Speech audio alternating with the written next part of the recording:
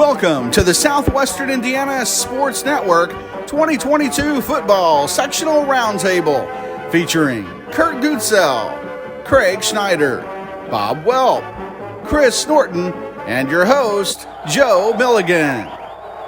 Now, the Southwestern Indiana Sports Network 2022 Football Sectional Roundtable.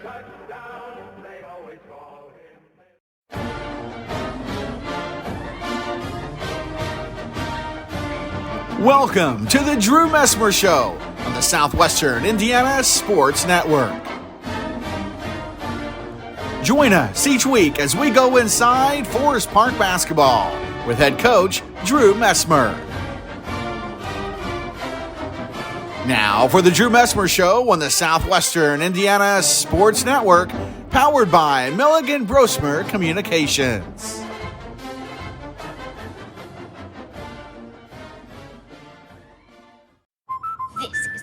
Important, amazingest game ever played in the universe. The pitcher is fierce. Danny Roberts is up at bat. And the crowd goes wild. He just won the game. Let's go! Yes! We protect the car you drive. Go get him, Danny. And the dreams that drive you. American Family Insurance. Insure carefully. Dream fearlessly. And welcome back to the Southwestern Indiana Sports Network 2022 Football Sectional Roundtable. And we're joined by DC Broadcasting and WBTC's Kurt Gutzel. Kurt, you are also the play-by-play man for Southwestern football and basketball. Yes, I am. Yep. And, seeing how we are a roundtable, we're going to discuss the sectionals. And first sectional we want to discuss is sectional number 40. Class 2A. The first game one is Forest Park versus North Posey. Game 2, Mitchell versus Paoli. Game 3 is Tell City versus Crawford County. And Game 4 is Perry Central versus Mater Dei. I know you don't cover Forest Park, but I'm sure you know a lot about them. But what can you tell us about Forest Park? Well, they're a very young team. They had a lot of injuries throughout the course of the season. New coach in Terry Riggs, he's done a really good job at keeping them on task and battling through all those injuries. They were in several games throughout the season. They've had some turnover problems. They fumbled the football a lot. And they've just been snake bit. They won their opening game against Princeton, but have not won since. So it's been a trying time for Coach Riggs and his team, but they still practice and they still play hard. So hopefully they can put together a good game against North Posey. And I think what Coach Riggs is trying to do is also trying to do tradition. I know the last football game they had all the football alumni back, and I think he's just trying to get everything going over at Forest Park.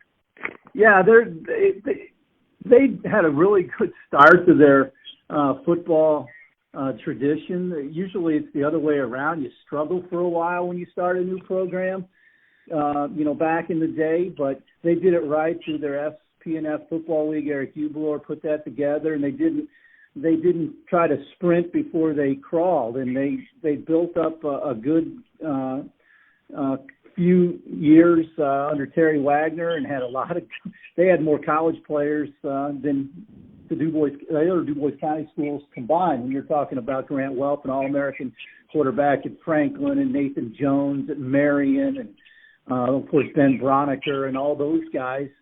And that's because they built it step by step back in the day. So they do have some good tradition. And Coach Terry Wagner did a great job of starting that, and along with Eric and that crew. But they're just trying to find some footing. And it's just so hard in the PAC to get footing if you're not a traditional team, because there's several of these teams that have been playing football for 100 years in that league that haven't made headways. And Forest Park is, right there on the cusp of getting some things going in a positive manner because of young players. And I think Coach Riggs is going to do a really good job of moving this thing forward. And, then you got the Marksmen playing Crawford County and Coach Webb. And I know they've had a tough time, but I know they're also trying to build tradition there too. Yeah, Coach Webb's done a really good job with his South City team. They've been in several games as well. They play hard-nosed football, and they line up and And Tell City's always got that great tradition behind them. So, yeah, they're going to have a nice program, too, in the years to come.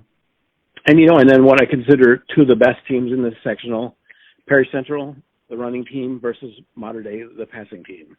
Yeah, Perry's under Coach Greg Gibson, very good, very solid again this year. But Mater Dei, they've been really good forever, and they've just been a really good tournament team down through the years. And, sometimes the SIAC and the greatness, which is the SIAC of the perceived greatness, sometimes is a little bit overblown.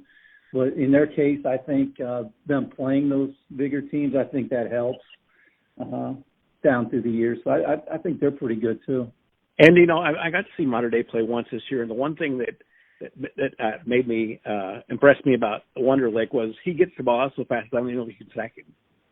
Yeah, he's been there for a while, and Coach Gable, they do a good job with their quarterbacks, and he's an athletic type of guy. He can get around the pocket a little bit if he has to, but you're right, he does unload that thing in a hurry and kind of negate the pass rush. Now, in Class 4A, Sectional 24, we've got a lot of SIAC teams sandwiched with Boonville. In Game 1, we've got Mater Dei versus Bosse. In Game 2, we've got Boonville versus Harrison. In Game 3, we got Central versus Wrights, and then then Jasper draws the bye, and they'll play the winner of the Memorial Bosse game. What do you think about this draw? Well, I think Memorial in that that first game against Bosse struggled this year. Memorial's really good, especially later on in the season after they made the quarterback change. I think they and Jasper are the two favorites there. So, I expect Memorial to beat Bosse. I really do. And who do you consider the favorite in this section? I think it's gonna come down to Memorial in Jasper whenever they get together, which will be week number 2. Not to say that other teams later on in the tournament in the third round couldn't pose a problem to the Wildcats. I know Boonville's very good, and but that Memorial Jasper game should be good. Jasper with this bye. And even though late in the season they were still getting guys back, it seems like they're going to be at full strength more than they have been throughout the season heading into the game with Grant Young coming back and a few of those other guys being able to play last week. So I think a bye was good for Wildcats. And Tony Lewis hasn't had too many of those his coaching career, as he told me. And, and then in Class 3A, Section 32, we've got Scottsburg versus Corridon Central. We've got Harrison versus Southridge. We've got Madison versus Heritage Hills, and we've got Charleston versus Salem. And I'll tell you what, the thing that impresses me about Southridge is I was texting with Ross Foose the other day, and I actually told him that, and I'll tell you this, I said a Hall of Fame coach and a future Hall of Fame coach on defense there. Yeah, they've been great defensively. They have attacked the other team's offense. They have not let the other teams dictate what they're going to do. And they've got a very good defensive line. Their linebacking core has been outstanding.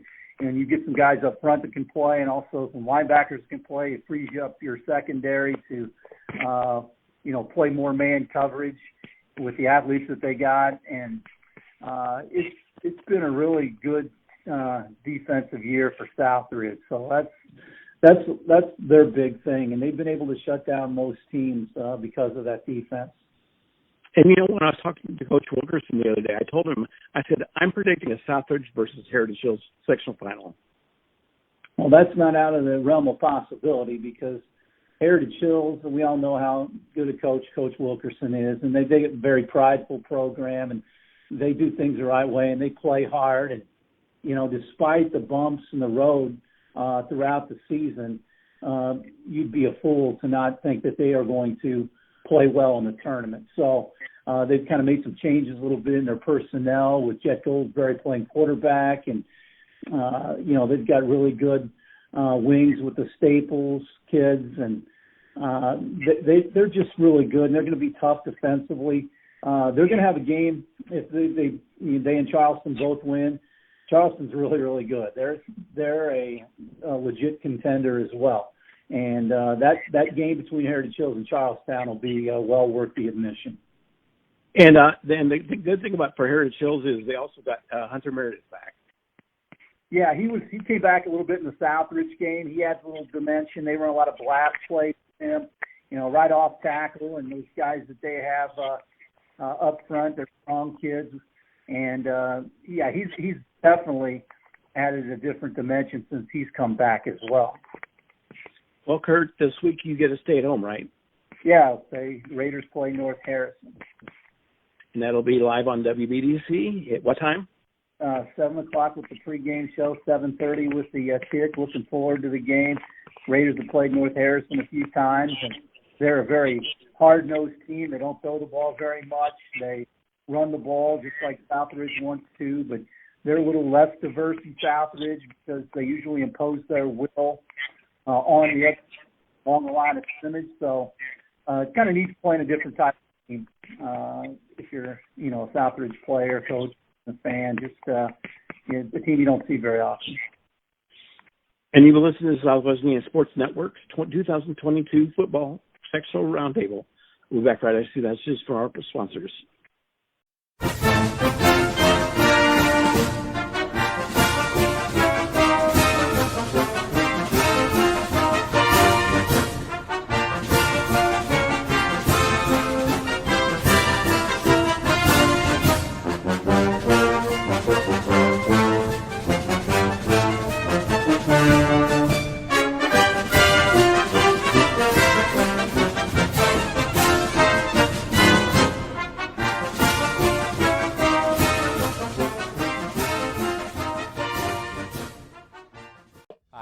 I'm Matt Wolford, president of the IHSAA Foundation, and we need your help. We need your help so the youth of our community can develop advanced leadership skills. We need your help giving high school administrators and coaches the instruction and insight they need to be better role models and teachers. To learn more or to make a tax-deductible contribution, go to ihsaafoundation.org. You'll not only be contributing to the foundation of the IHSAA, you'll be contributing to the foundation of our community.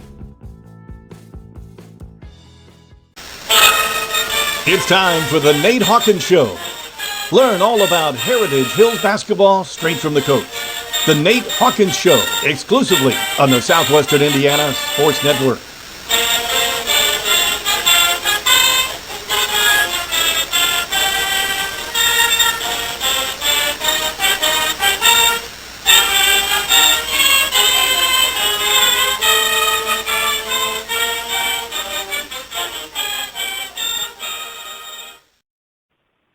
And welcome to the Southwestern Indiana Sports Network's football roundtable for this season. And we're joined by superstars from WJTS, play-by-play man and color analyst, Craig Schneider and Bob Welp. How you guys doing today?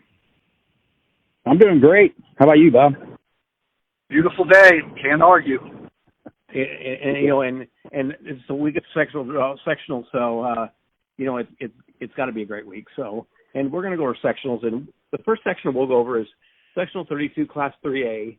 It includes Southridge and Heritage Hills, and in game one, it'll be Scottsburg versus Crawford County, or Court and Central. In game two, it'll be Harrison versus Southridge. In game three, it's Madison versus Heritage Hills, and in game four will be Charlestown and St. Salem. Not that I know much about some of those teams. I know a lot about two of those teams, Southridge and Heritage Hills, but not much about the other teams. Yeah, kind of my first look at that sectional pairing there. I mean, Southridge is going to open up against North Harrison at home. They get past that, you would expect them to be able to get into the championship game because Court and Scottsburg both are 3-6 records.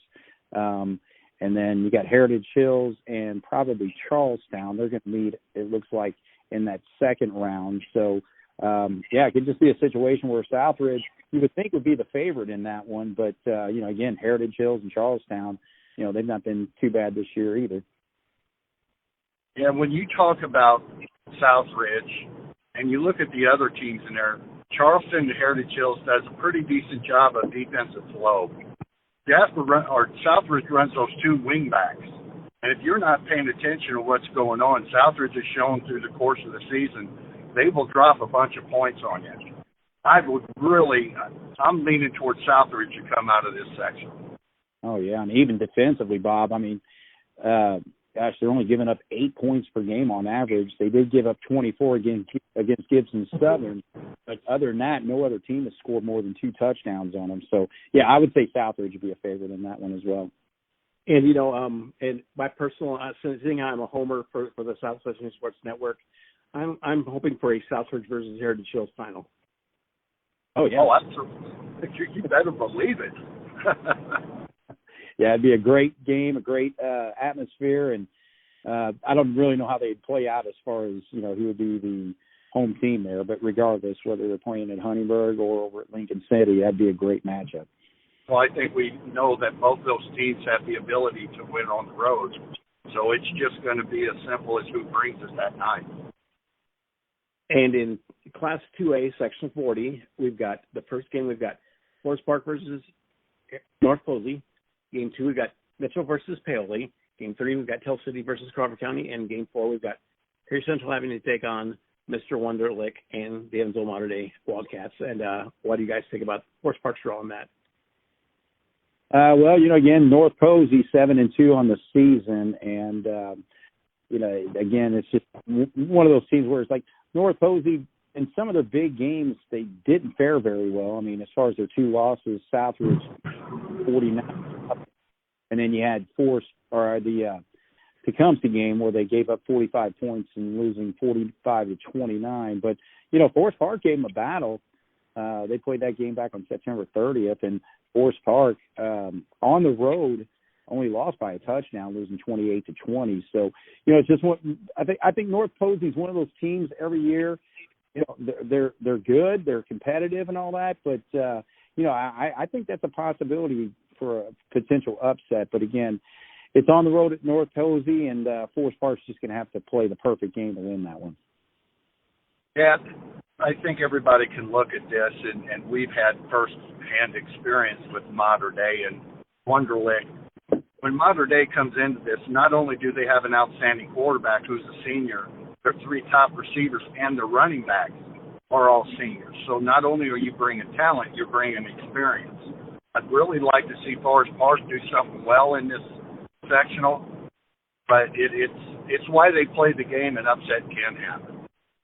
Yeah, I agree. And again, Mater Dei's, they had a tough battle, lost that game against Wright last Friday night, 14-7. But again, you're right. If all those seniors on that team play as well as they played against Jasper when we saw them, Mater Dei is going to be really tough to beat in that sectional because they always play so well during the postseason. And I'll tell you what, it'll be interesting to see the first round against Perry Central and Mater Dei because, Mater Dei's got a wonderful passing attack, but, Perry Central with Mr. Guillaume, they've got a very good running game. Yeah.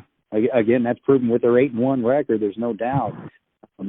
So, again, their only loss was against a very good Tecumseh team this year, losing that game 37-15. But, again, I would have to say, just based on Mater Dei, what they face week in and week out, being in the SIAC conference and down in Evansville, I still think that they're going to be the favorite. But Perry Central could give them a game. Yeah, but when you look at Perry Central and you talk about the running back, Jasper's the same type of team. Southridge really kind of falls into that category where you want to control the clock and you want to control the ball. The problem is when you're built that way, Mater Dei and their quick strike ability, if they hit a couple of good plays, you find yourself down 2 possessions. You have to start to alter your game plan, and that's where teams are going to fall into trouble. Oh, yeah, and don't forget, Mater Dei's always played really good defense, too. This year just getting 12 points a game. So I think really their defense has kept them in a lot of games as well. So, but, again, right now everybody's record is 0-0. So, again, anything can happen in the sectional tournament. So. And, another Southwestern Indiana Sports Network team that we cover is the Tell City Marksmen, and they'll be playing Crawford County in Game 3 of the sectional, too. Yeah, I see that. Crawford County 0-9, Tell City 2-7, so they've struggled a little bit this year. Their wins against Pike Central and also Forest Park. But, again, you would think it's just Tell City, and are they at home on that one? No, actually, they're going to be on the road at Crawford County. But, they're going against a Crawford County team that's just not scored any points this year. They've scored 4 points and give up 57 a game. Springs Valley beat them 71-0. So, yeah, I would say that's going to be an easy win for Tell City. I would have to agree with you on that. And and going back to sectional 24, Class 4A, a sectional that you guys are well aware of. You guys have seen every team that's in the sectional. In game 1, you've got Evansville Memorial versus Bosse. Game 2, you've got Boonville versus Harrison. In game 3, you've got Evansville Central versus Evansville Rights. And then in game 4, Jasper drew the bye. They'll be playing the winner of Memorial and Bosse. What do you think about Jasper's role in this? I think one of the key things with this, and actually I saw an interview with Grant Young after the game where he was just talking, because, again, it's great to have Grant Young back in action, and he proved that in that win over Vincennes with 2 touchdown passes and 1 rushing. And, again, just to have his leadership back on the field. Max Butel was outstanding in his relief role, basically.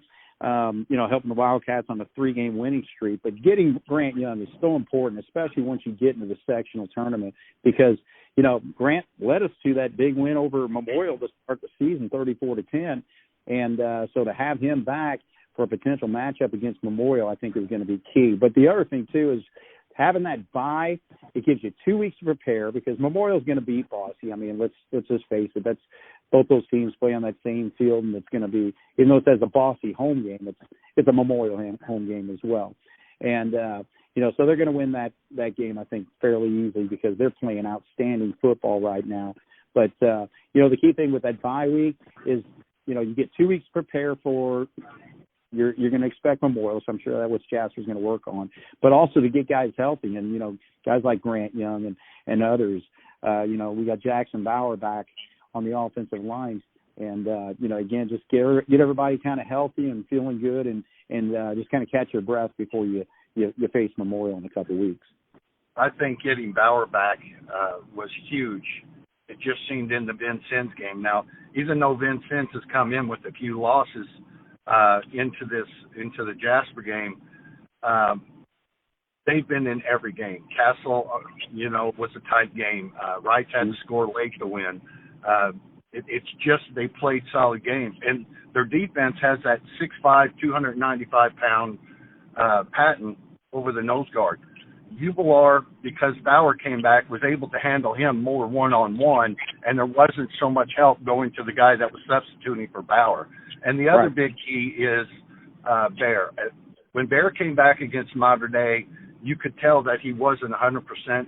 But I think over these last few games, going on the road, especially at North and going on the road at Castle, Bear has played extremely well, which allowed their defensive backs and Atkins and those guys to start playing more little one-on-one coverage. Oh, yeah, we definitely saw that against Vincennes, too, because, coming into that game, you're looking at Xander Hunt, and it's like, man, we got to keep him under control. Well, we got great pressure on him and forced him to do things that he normally is not used to doing. But, we picked him off 3 times with, I think Bear had 1, then also 2 by Mitchell Leinenbach. And, the thing is, when we intercept him, he also had a fumble loss on that first possession.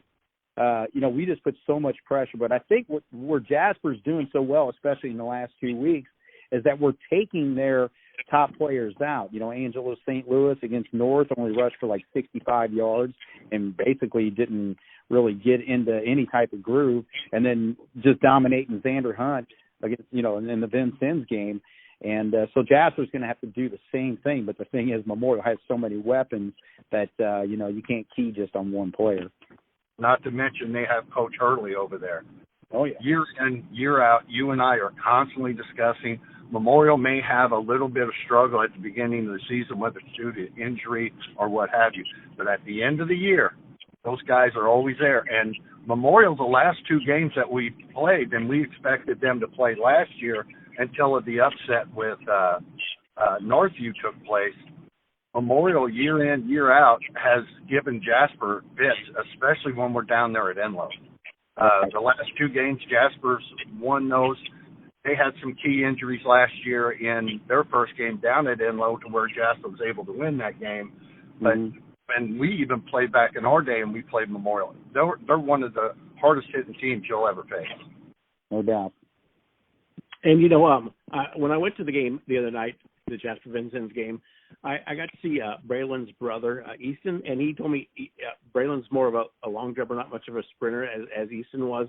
And after seeing Braylon run the ball a couple times, I thought, I think I want to have a sprint between Braylon and Easton.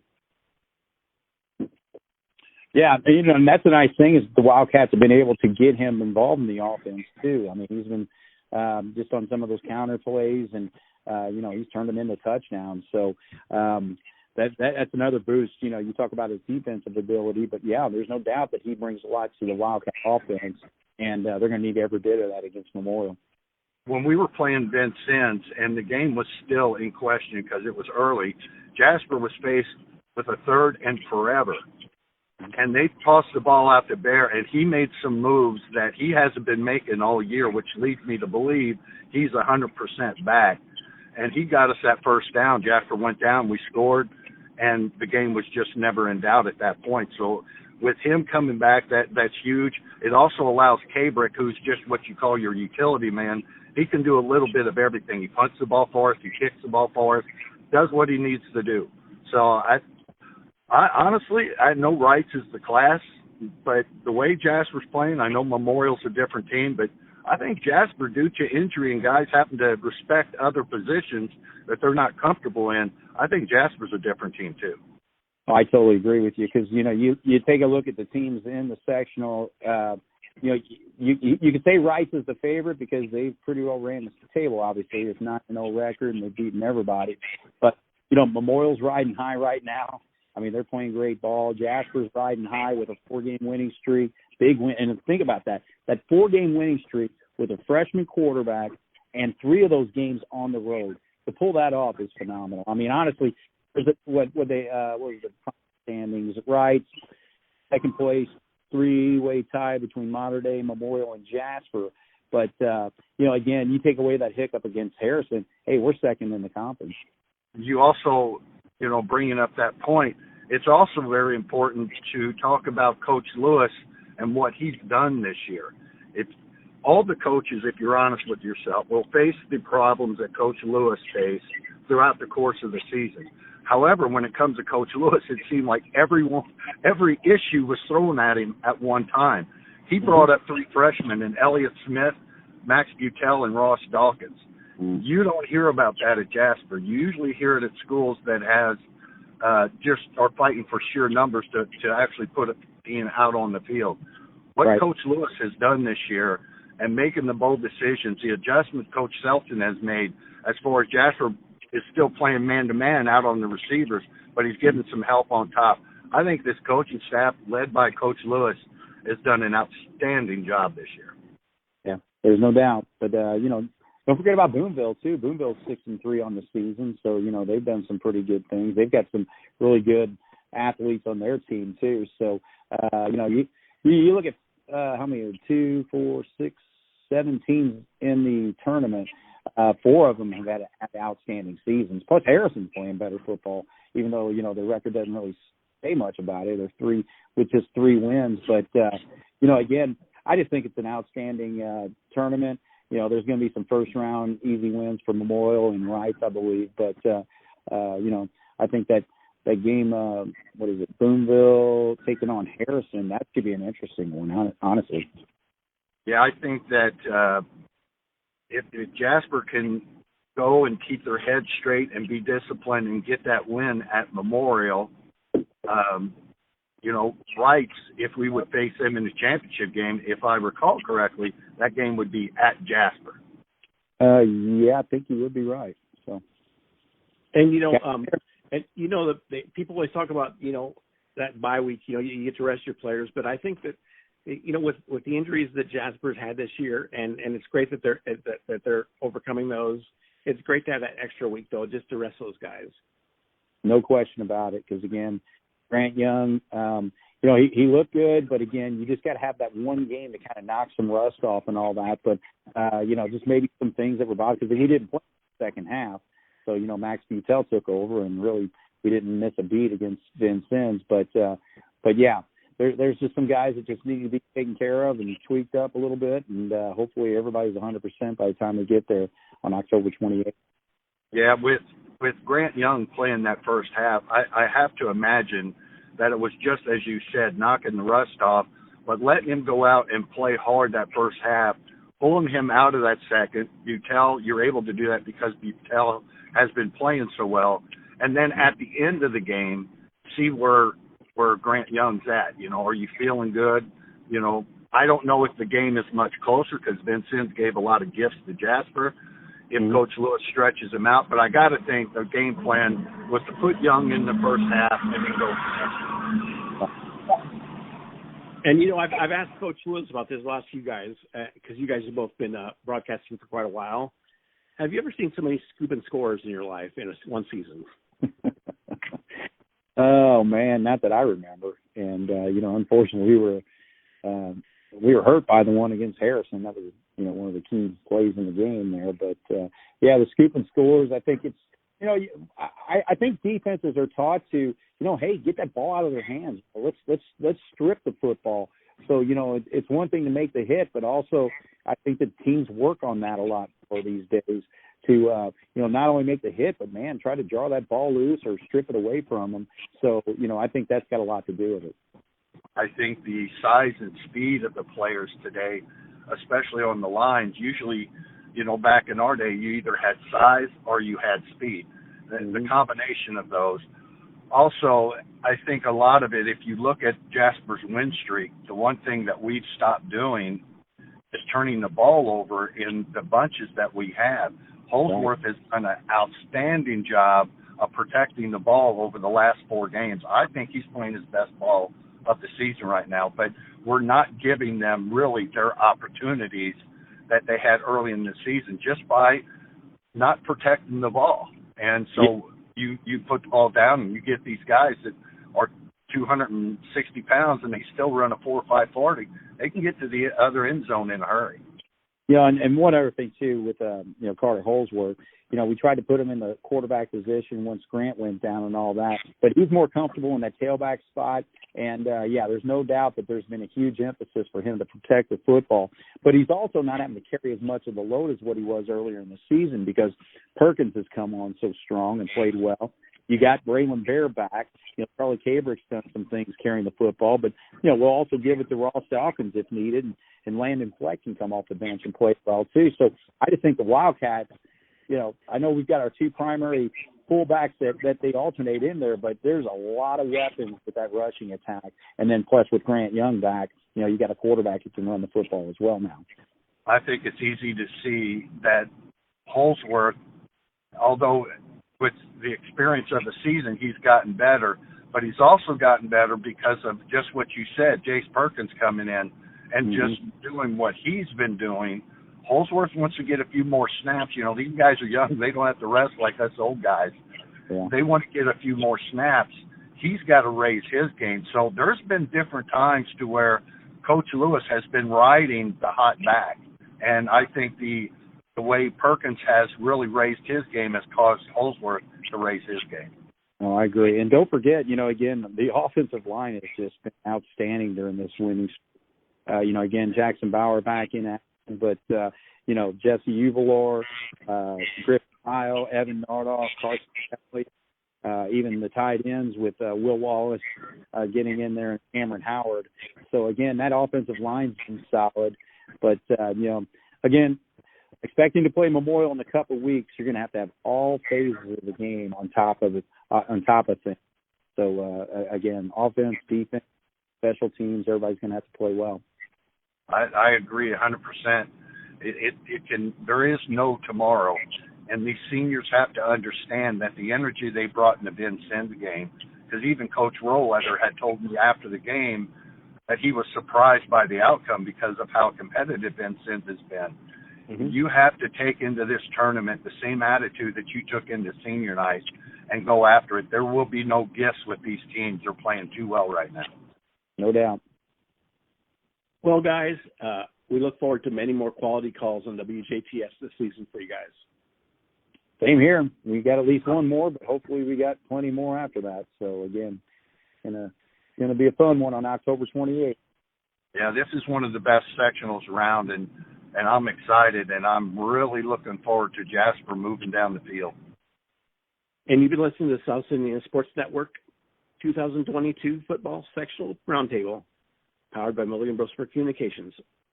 We'll be back right after these messages from our sponsors.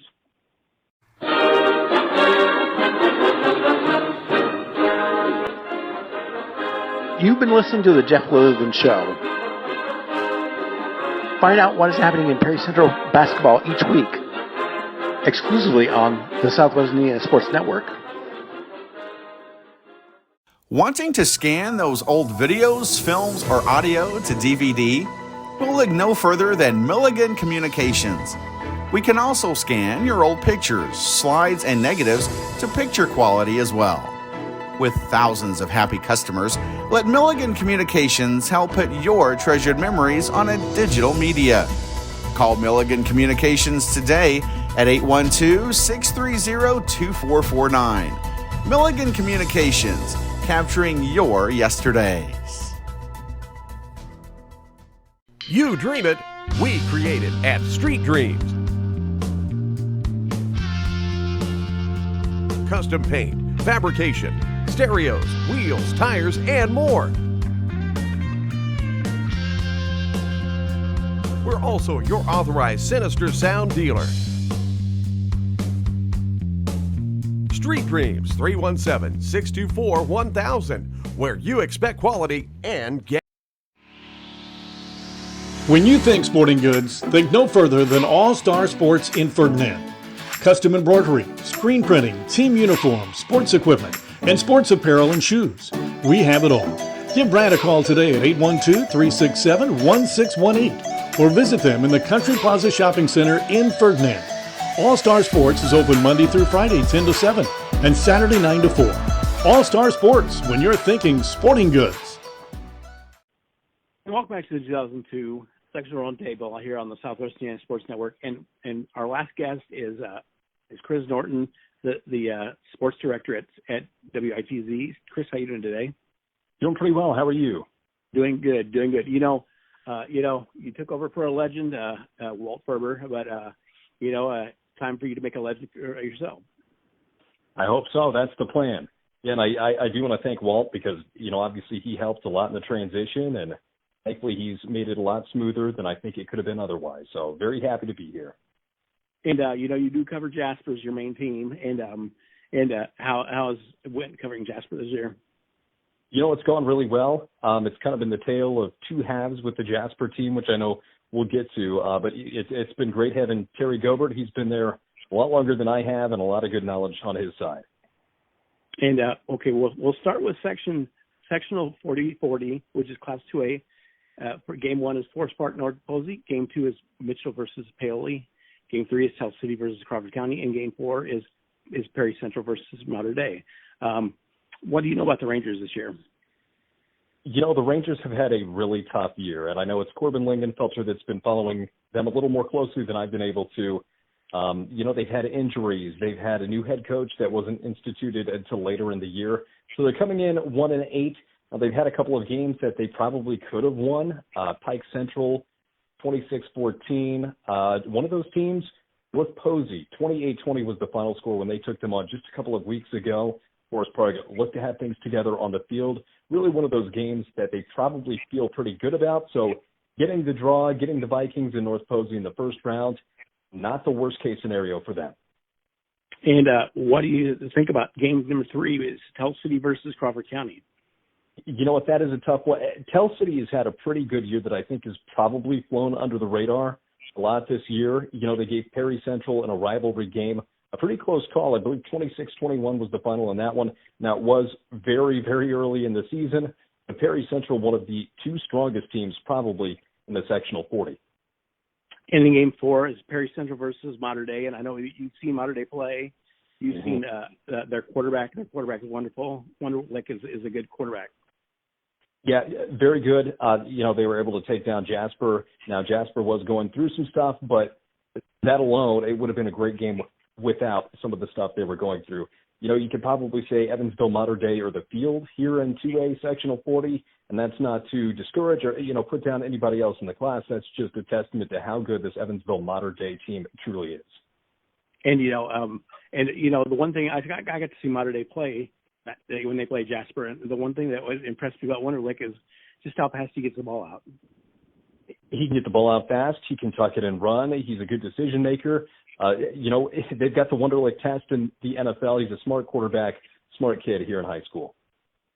Okay, in Class 3A, Sectional 32, we've got in Game 1, we've got Scottsburg versus Crawford versus Corden Central. In Game 2, we've got North Harrison versus Southridge. In Game 3, Madison versus Heritage Hills. In Game 4 is Charlestown versus Salem.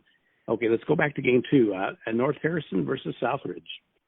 North Harrison is one that's kind of off the radar for most people probably within the listening area here and in DuBois County. Southridge, though, for as strong a year as they have had, I don't think they've gotten as much probably Indiana State attention coming in with the AP number 10 seed. People forget they took Gibson Southern. It was a 2-score game, yeah, but they also had 3-4 turnovers in that contest. I know you've talked with head coach Scott Buning, so have I. That's a team that's focused on being the best regular football team they can be. North Harrison, 7-2 on the year. They're no slouch either, but the Raiders, it seems like a fairly special year. And in Game number 3 in that sectional is Madison versus Heritage Hills. And a team that Southridge, put down fairly easily in Heritage Hills, which always figures to be a solid team once you get to the postseason. Madison consolidated, by the way, a pretty big question mark, not only, how they're going to get the game off. They're 2 hours away. The first meeting between these two sides, it seemed to have a pretty decent group together the first year between these two teams. We'll see how things go. I would probably give the edge to Heritage Hills. And what I've talked to Coach Wilkerson and Coach Buning, and the really weird thing is they're going over east, and then there's 6 teams from the PAC in the other sectional, and they would not see any of them until the semi-state. No, which is kind of nice. Meeting some new teams. You've seen the same PAC teams there for a while throughout the season. Getting somebody new, it's more of, the dynamic of how do we get there? How do we play when we get there? Unusual environment, longest road trip of the year for one of these sides. And in Class 4A, Sectional 24, in Game 1, we've got Memorial versus Bosse. Game 2 is Boonville versus Harrison. In Game 3 is Central versus Wrights. And in Game 4, which is a bye game, Jasper drew the bye. Jasper will play the winner of Evansville Memorial and Evansville Bosse. What do you think about Game 4? Game 4, so this is probably the one I feel most confident in. This section, I've been able to see the Jasper Wildcats. I've seen Memorial, Bosse, Harrison, Central, and Wrights. Everybody but Boonville I've seen in person live. So Jasper, I think I tweeted this out a couple of weeks ago, but really probably the best case scenario for the Wildcats. They're probably looking at Evansville Memorial, who did beat Bosse during the regular season. Jasper beat both of those two teams. Wrights on the other side, who I'm sure we'll get to. But Memorial likely at Bosse Field is where that game's going to end up for next week. Now, they do have a new quarterback that's been coming in. He's the kind of quarterback you're looking for. It's a sophomore. Earlier in the year, it was Caleb Elsperman, a senior quarterback. But after one game, they made the switch. Elsperman now a wide receiver. So a changing dynamic there. But the Jasper Wildcats, it's been a season of change. You're looking at Grant Young, got injured really during that game against Memorial on a 2-point conversion. Evansville Harrison the next week, he got injured again. They had to bring in a number of different quarterbacks trying to figure out how to get that to work. Had the game, and it eventually slipped away. Touchdowns of 80 and 40 yards there. So the Wildcats, I feel pretty confident. The team is firing on all cylinders, even with freshman quarterback Max Butel. They've won 4 straight, an extra week to get them healthy, and I think they're in a pretty good position to move themselves on to the sectional championship. Just one game for them to get there this year. In your career as a broadcaster, have you seen 3 scoop and scores in one season? I don't believe so. I don't think so. Yeah, it's been unbelievably crazy, but I think Jasper's got that solved, and I think it'll go a long way. It seems like they're heading in the right direction right now. And like I mentioned, another extra week. 1, you don't have to play, but 2, people getting healthy, coming back. Braylon Bear, I'm not sure if he's back to 100%. He's factored in more of the slot wingback role. But there for a while, he was out, got his knee twisted up. Caden Ernie was one of their slot guys starting for the season. He had an injury in week number 2 against Harrison, which is kind of where their injury blow-up happened. So they've had to bring in some bodies, Ross Dawkins, Elliott Smith. Now, once everybody's back, you've got a really deep ball club to make your postseason move. Now, Jasper's got a bye this week. Do you have a bye? You know what? I was going to. I've gotten a call to go up to Monrovia and cover some regional championship volleyball. So okay. I will be up there for this weekend. And next weekend, not this week, but next week you'll have the Jasper versus Memorial Bossy winner. And yes, that'll be live on WITS like it is every week. And yes. What time is that broadcast? Do you know yet? Pre-game 7:05 Eastern Time with Terry Gilbert and myself. Kickoff, as always, at 7:30. Okay, and thank you for joining us. Thanks for having me. Appreciate it. And you've been listening to the Southwestern Indiana Sports Network.